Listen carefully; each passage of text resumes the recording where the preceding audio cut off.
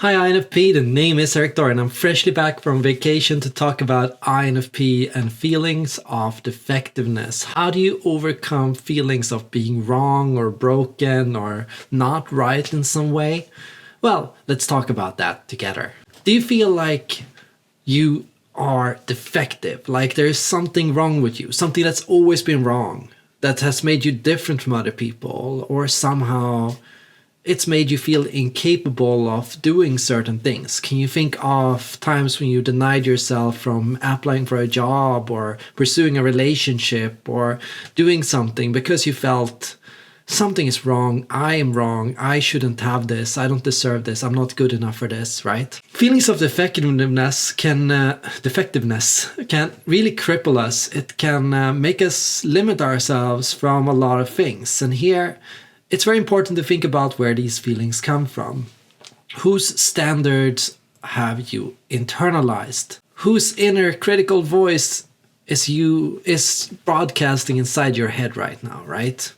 Do you hear your mom or your dad nagging at you, telling you you aren't good enough, that you aren't worthy, that you don't deserve something?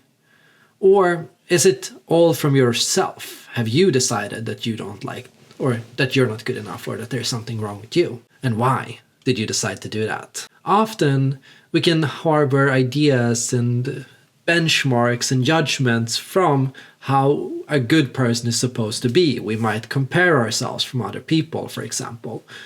Especially if you're an introverted feeling type, it can be very easy to, have this own idea of who you are and how you feel, but to feel like that idea is conflicting with the external thinking, which divides and says, in extroverted thinking, in external thinking, everything's supposed to be one way, and because you don't have, or because you're not as good at the extroverted thinking as other people, well, you often choose to put yourself on the other side of that. So whatever it is that is good, successful, strategic, efficient, effective, that's on the other side, and you are on the other side of that, right? So you don't have this, so you don't get to be a part of this, you don't get to be a part of society, you don't get to be a high income earner, you don't get to be a successful person, you don't get to be popular, you don't get to, have status or approval for anything that you do, and you will never get those things, right? It's important to remember then that you are the one that placed those standards there. So you decided that you weren't good enough for those things, that you didn't fit in with these things. And you started upholding these kinds of judgments too. You started actively making this a self-fulfilling prophecy, right? So you started acting in a way and in a manner which limited you. So you told yourself, for example, because I'm not popular, I'm not allowed to go to these and these places, because I'm not successful, I'm not allowed to say these and these things.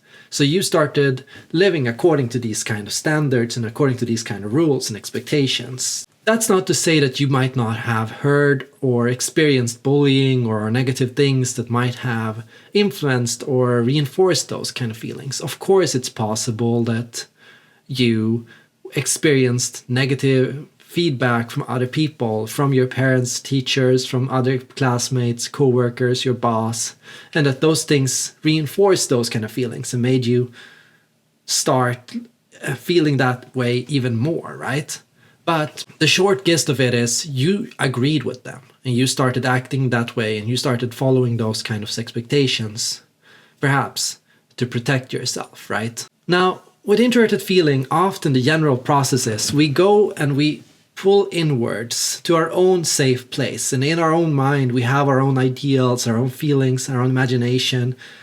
Inside us, we have this adaptable water ocean full of mystery and beauty and amazing things. And you have all these amazing thoughts inside of you, right? So you have beautiful ideas, feelings, things that you really value, really treasure. So a lot of the time, this can become a kind of sanctuary to hide from these kind of feelings. It can end up being the case that you have this separation where, inside, if you pull away from everything, you can be in this beautiful space with those feelings and with those things that feel really good for you. But on the outside, everything is blocked. You're not allowed, you're not welcome, you're not allowed to participate. So you can have this kind of strong dichotomy going on in your mind within these two forces. And ultimately, the first thing you have to tell yourself is this: I have a right to be here just as much as anyone else. If I was looking at myself from the perspective of another person, would I say that person doesn't belong here? This person doesn't have a right to be here, doesn't have a right to pursue this job or go for this career or apply for this promotion or to pursue this relationship? Would I tell them, no, you should never make it, you don't deserve it, you're not good enough?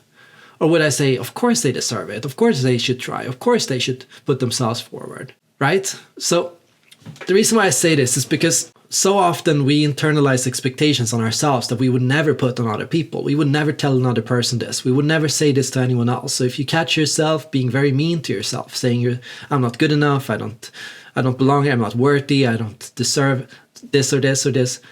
Says who, right? Says who? Ask yourself this. Says who? Wait, who decided this? How did I decide this? How did this happen?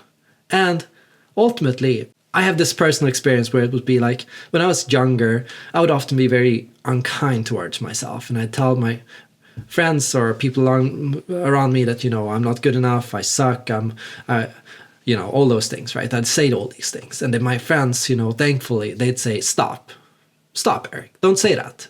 Don't say that to yourself. I have an ENTJ friend, she said, you have to be your own advocate, right?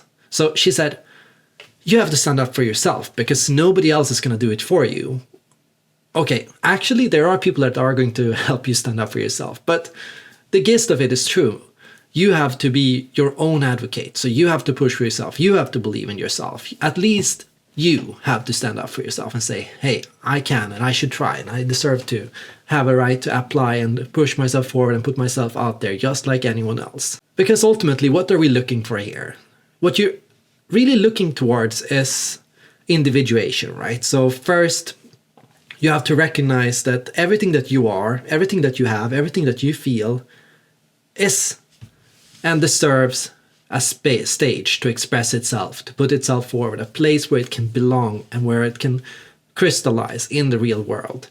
Whatever it is that you feel inside needs to have a room, an environment, a place where you can put yourself forward. That's individuation. Individuation is feeling like you have put yourself in the things that you do. In your writing, what you write is a reflection of how you feel inside. When you talk to another person, how you are with that person is a reflection of who you are.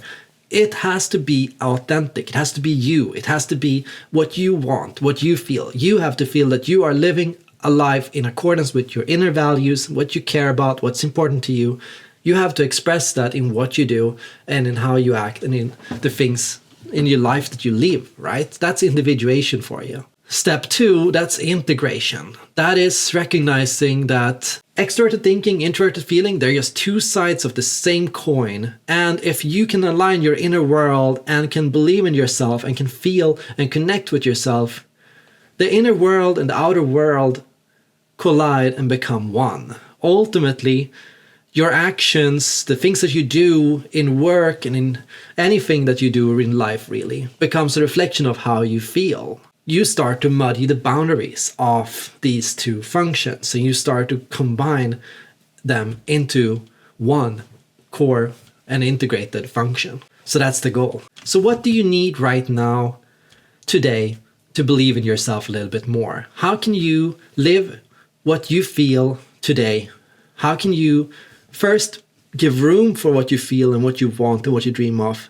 And how can you take action on that today? Is there anything you could do that would help you live a more authentic life than the life that you currently live today? Thank you so much for watching, and see you all in the next video.